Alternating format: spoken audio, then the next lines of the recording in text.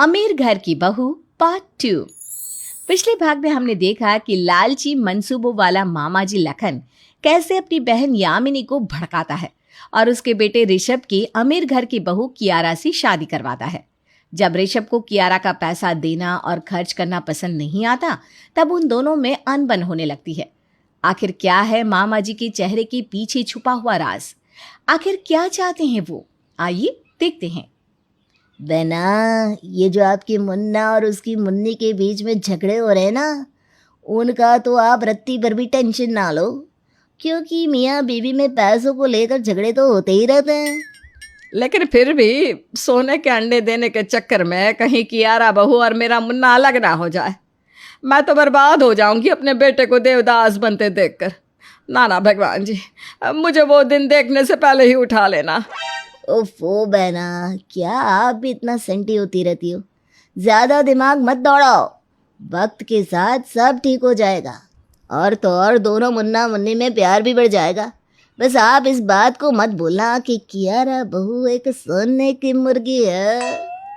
इस तरह रह रह कर लखन यामिनी के दिलो और दिमाग में इस बात का फ्यूल भरते ही रहता कि उसे कियारा से पैसा और सब लेते रहना है और उसका पूरी तरह एक सोने के अंडे देने वाली मुर्गी की तरह इस्तेमाल करना है। लेकिन यामिनी को ये समझ में नहीं आ रहा था कि इस सब का अंजाम उसी के बेटे बहू के अलग होने की वजह बन रहा था।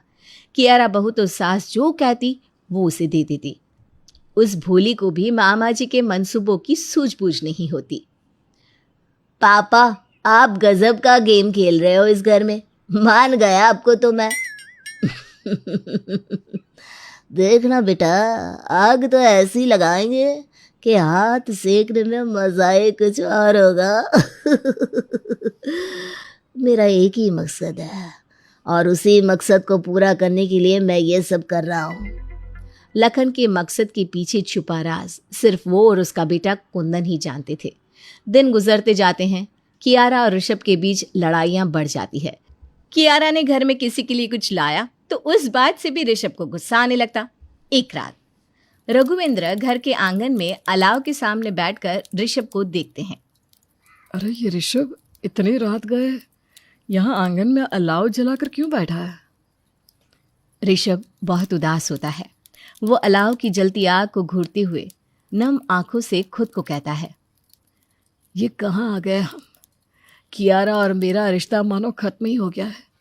मैंने हमेशा से सिर्फ एक ही चीज़ चाही थी कि मैं अपनी कियारा को खुश रखूं। वो इतनी अमीर है, फिर भी मैंने उससे दहेज में एक फूटी कोड़ी तक नहीं मांगी और वो बस पानी की तरह पैसा उड़ाती रहती है।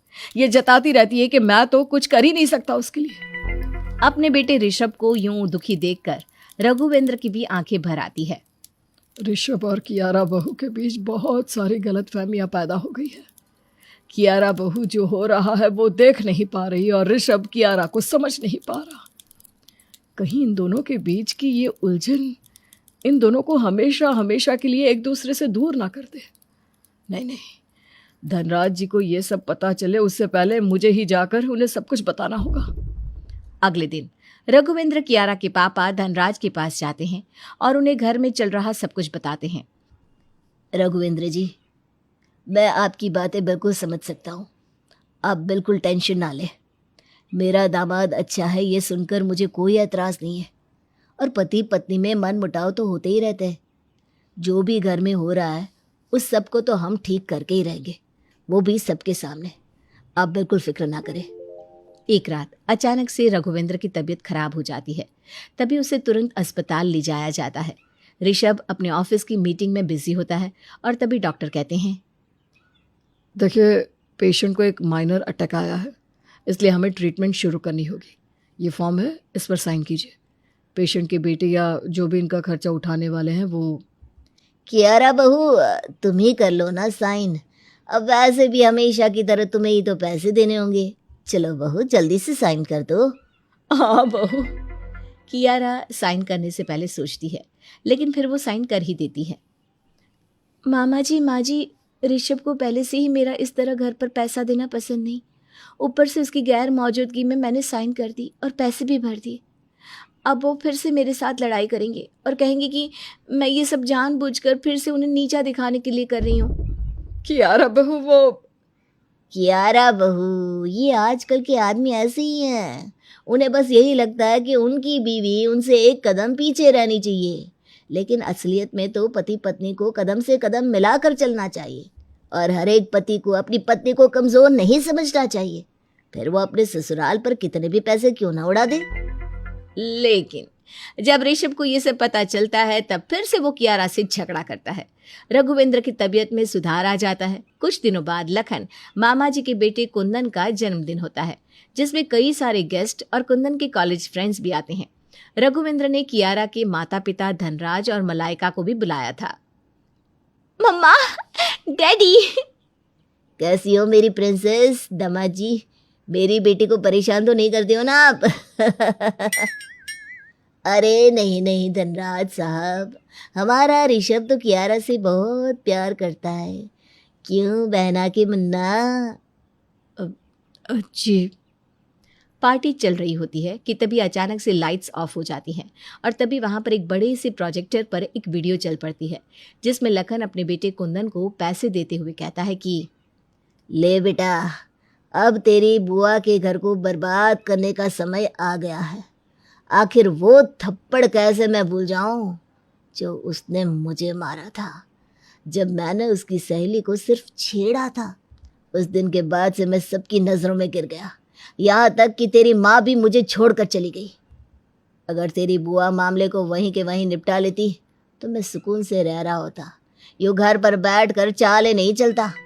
लेकिन पापा, आपको पूरा यकीन है कि आपके इस प्लान से बुआ जी का घर बर्बाद हो जाएगा? बेशक मेरे लाल, बेशक। मुझे ऋषभ की कमज़ोरी पता है, उसका अहम, उसका ईगो, जो मैंने एक अमीर बहू लाकर और नीचा कर दिया और कियारा को सोने की मुर्गी बनाया ताकि दोनों मियाँ बीवी में अनबन हो और वो अनबन इस घर को बर्बाद कर दे। वीडियो को देखकर सभी एकदम चौंक जाते हैं। ऋषभ, कियारा, यामिनी, रघुवेंद्र, धनराज और मलाइका लखन और कुंदन की तरफ गुस्सैल आंखों से देखते हैं। ये सब तब हुआ जब मैंने इस लखन को अपने सपूत से अकेले में बात करते हुए देखा और तुरंत चुपके से वीडियो रिकॉर्ड कर लिया और सारी सच्चाई सबसे पहले जाकर धनराज जी को बताई ताकि आगे जाकर कोई रायता ना फैले। इस हैवान मामा जी का राज तो हम उसके अगले दिन ही खोलने वाले थे, लेकिन तभी अचानक से रघुवेंद्र जी की तबीयत खराब हो गई। देख लो समधन जी, आपके भाई की करतूत। लखन और कुंदन पूरी तरह घबरा जाते हैं। बहना, बहना, मुझे माफ कर दो बहना, मैं तुम्हारे सामने हाथ जोड़ता हूँ बहना। यामिनी लखन को एक जोरदार थप्पड़ मारती है। उस वक्त मैंने तुझे थप्पड़ एक औरत के सम्मान के लिए मारा था, लेकिन आज का ये थप्पड़ एक बहन अपने भाई को मार रही है क्योंकि तूने मेरे भाई होने का हक खो दिया है। निकल जा मेरे घर से। सभी मिलकर लखन और कुंदन को घर से भगा देते हैं। Kiara, I am sorry, misunderstanding की वजह से हम दोनों के रिश्ते ने बहुत सफ़र किया। नहीं ऋषभ, माफ़ी तो मुझे मांगनी चाहिए। I love you Rishabh. I love you too Kiara.